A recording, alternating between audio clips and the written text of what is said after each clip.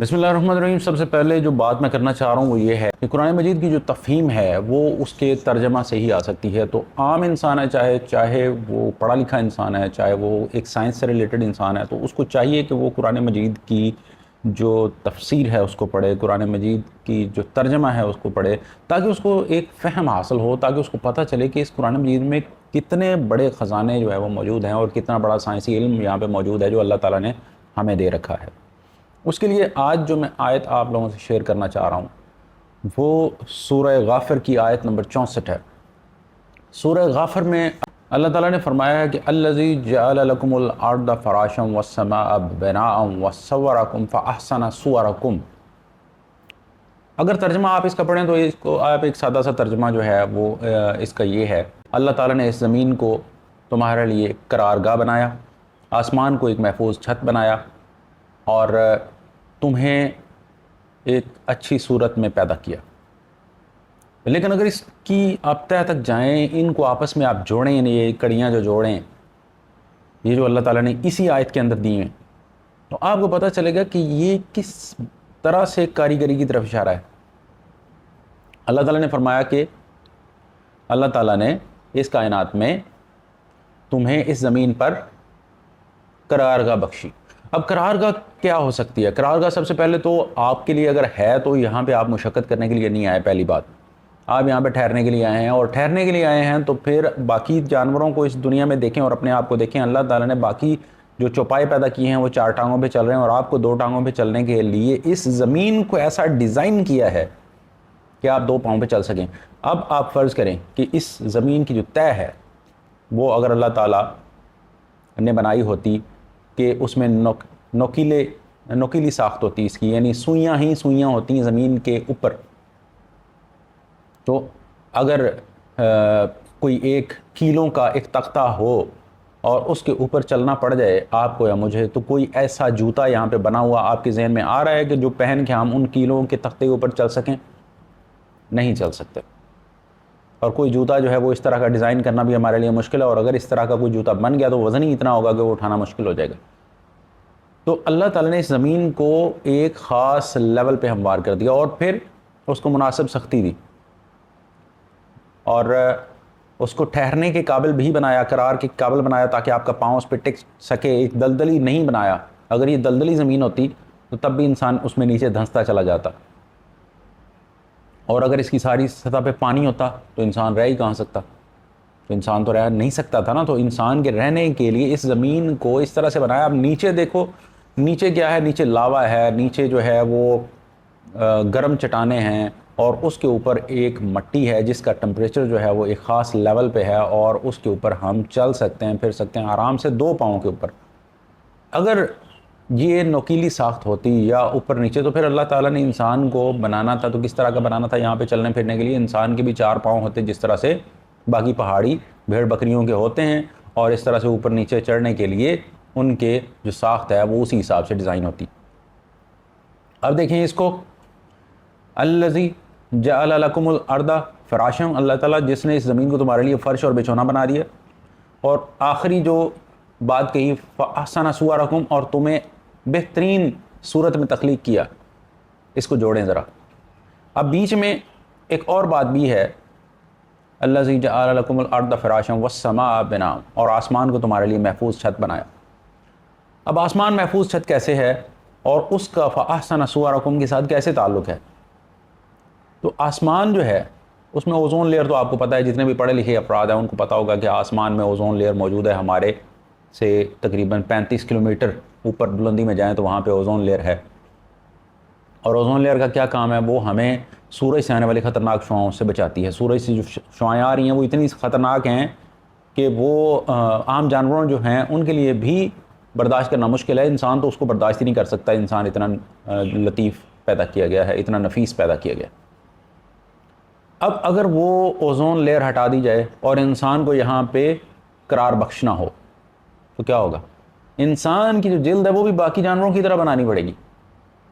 انسان کی جو جلد ہے وہ باقی جانوروں کی طرح ہوگی، جس طرح سے ہاتھی کی ہے، گینڈے کی ہے، شیر کی ہے، کھال اتنی ہی موٹی بنانی پڑے گی، کیونکہ سورج کی شعائیں جو ہیں ان کی تپش پھر برداشت کرنے کے قابل تو بنانا پڑے گا نا۔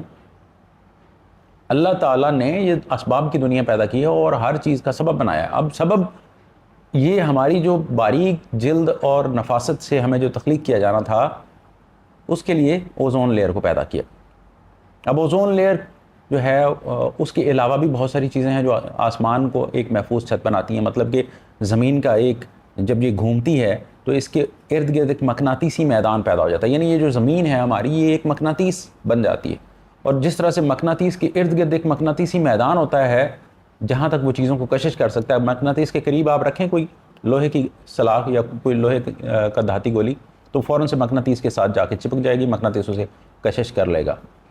اسی طرح سے یہ زمین ہے, اس کے ارد گرد بھی مقناطیسی میدان پیدا ہو جاتا ہے. اب مقناطیس آپ کو پتہ ہے کہ صرف کشش ہی نہیں کرتا بلکہ وہ چیزوں کو دور بھی دھکیلتا ہے. اب زمین جب سورج سے شمسی طوفان کے نتیجے میں وہ پارٹیکلز جو نقصان دہ ہیں وہ زمین کی طرف آتے ہیں تو اس کے مقناطیسی میدان سے ٹکرا کر وہ اس کی جو حدود ہیں وہ اس سے باہر نکل جاتے ہیں اور زمین اس شمسی طوفان سے محفوظ رہتی ہے. اس کے علاوہ اوپر ایک ساؤنڈ بیریئر موجود ہے. وہ ساؤنڈ بیریئر کیا کام کرتا ہے؟ وہ سورج کے اندر اور جو اوپر خلا میں جو سپر نووا ہو رہے ہیں, جو دھماکے ہو رہے ہیں, ان کی جو آوازیں ہیں ان سے ہمیں بچاتا ہے. اگر وہ آوازیں یہاں پہ ہمارے زمین پر ہمارے کانوں میں آ کے پڑیں تو ہمارے کانوں کے پردے پھٹ جائیں گے اور پھر ہم ساری زندگی سننے کے قابل نہیں ہوں گے. لہٰذا وہ ساؤنڈ بیریئر جو ہے وہ تخلیق کیا گیا. تو اللہ تعالیٰ کی ذات کی یہ کاریگری ہے وَأَحْسَنَ صُوَرَكُمْ کے لیے, یعنی ہمیں بہترین انداز میں ایک بہترین شکل میں تخلیق کرنے کے لیے اللہ تعالیٰ نے یہ تمام جو نظام ہے اس کو ڈیزائن کیا. مطلب کہ اللہ تعالیٰ نے اس زمین کو ایک خاص لیول کے اوپر ہموار کر دیا, اس کو ہمارے ٹھہرنے کے قابل بنایا اور آسمان کے اندر ہماری حفاظت کے لیے ہر طرح کے ممکنہ جو حفاظتی حصار ہیں وہ بنائے. یہ جو ہوا اوپر ہے موجود, گرمیوں میں ہمیں جب بہت زیادہ گرمی لگتی ہے ہم پنکھے آن کر لیتے ہیں اور پنکھے جو ہے وہ کب چل سکتے ہیں؟ وہ اسی ہوا کو ہمارے اوپر پھینکتے ہیں اور ہم اس سے ٹھنڈک محسوس کرتے ہیں. اگر یہ خلا ہو, یہ ہوا موجود ہی نہ ہو تو پنکھے چلنے سے کیا فائدہ ہوگا؟ کچھ بھی نہیں, کیونکہ ہوا تو موجود ہی نہیں ہے جو پنکھا نیچے پھینکے.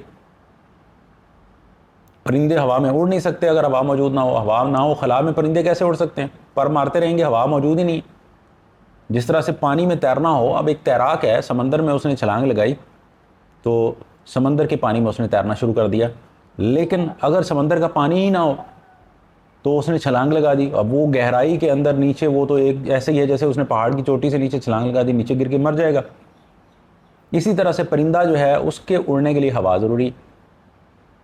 تو ہوا جو ہے وہ اللہ تعالیٰ نے تخلیق کی, اور صرف پرندے کے اڑنے کے لیے یہ ہوا موجود ضروری نہیں ہے بلکہ یہ ہمارے لیے بھی ضروری ہے, کیونکہ یہ خاص ایٹماسفیرک پریشر مہیا کرتی 760 mmHg.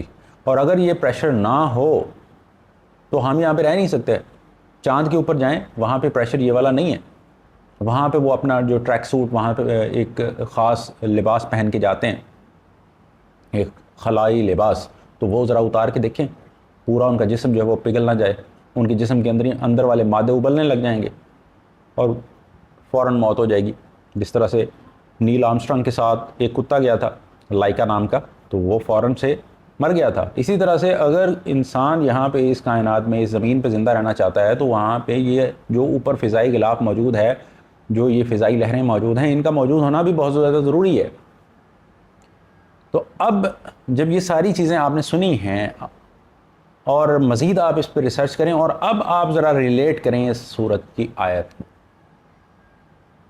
یعنی الذی جعل لکم الارض فراشا, وہی ہے جس نے اس زمین کو تمہارے لیے فرش بنایا, والسماء بنام, اور آسمان کو تمہارے لیے ایک محفوظ چھت بنایا, وصورکم, اور تمہیں شکل دی, واحسن صورکم, اور تمہیں بہترین انداز میں تخلیق کیا, بہترین صورت میں تخلیق کیا. اب ذرا دیکھیں اور اس آیت کی تفہیم حاصل کریں تو یقیناً اس کی جو تفہیم ہے وہ اس سے پہلے اور اس سے بعد میں آپ کو ضرور فرق پڑا ہوگا. اور اسی وجہ سے میں کہتا ہوں کہ قرآن مجید کی آج کے دور میں سائنسی تفہیم حاصل کرنا بہت زیادہ ضروری ہے, چونکہ علم سائنس آنے والے دور میں چیلنجز جو ہے وہ پیش کرنے والا ہے. جس طرح سے گزشتہ دور میں جب یہ سائنس اور ٹیکنالوجی نے ترقی کی, اس وقت یہ جو مشہور سائنسدان ہیں انہوں نے قرآن مجید کے اوپر اعتراضات کیے. اب آنے والا دور جو ہے وہ فلکیات کا دور ہے, اسٹرانومی کا دور ہے, کاسمولوجی کا دور ہے, اور اس دور میں قرآن مجید کے حوالے سے تفسیر اور مفسر انہی کو تصور کیا جائے گا جو قرآن مجید کی تفسیر کاسمولوجی اور اسٹرونومی کے لحاظ سے کریں گے۔